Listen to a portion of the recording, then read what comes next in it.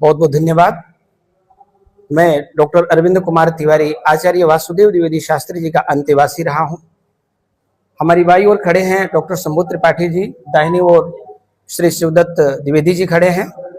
आप गुरु जी के सभी शिष्य हैं। गुरु जी के परिचय के विषय में जैसे कि आपने पूछा, देवरिया में उनका जन्म 1914 को 9 मार्च के दिन हुआ और गुरु जी ने संपूर्ण जीवन संस्कृत भाषा की रक्षा में व्यतीत किया। वे एक स्वतंत्रता सेनानी भी थे। जब वे आचार्य कक्षा में थे उन दिनों गांधी जी के आह्वान पर उन्होंने पढ़ाई छोड़ दी और जब अपना देश आजाद हुआ तो उसी दिन 15 अगस्त 1947 को गुरु जी ने संस्कृत भाषा के प्रचार प्रसार के लिए सार्वभौम संस्कृत कार्यालय की स्थापना की।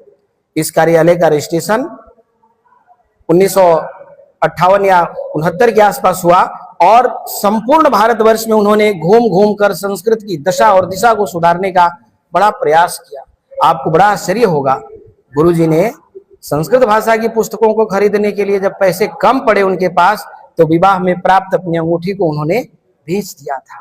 आज के दौर में उनकी द्वारा जो रचित महाकाव्य कृति है जिसका नाम है सुरभारती संदेश, यह 5 प्रकरणों में विभक्त है और इसमें 37 संदेश हैं।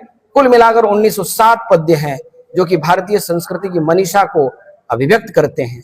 उन्होंने लिखा है कि यह संस्कृतज्ञों के लिए गीता है, दुर्गा सप्तशती के समान है और यह राजमार्ग है।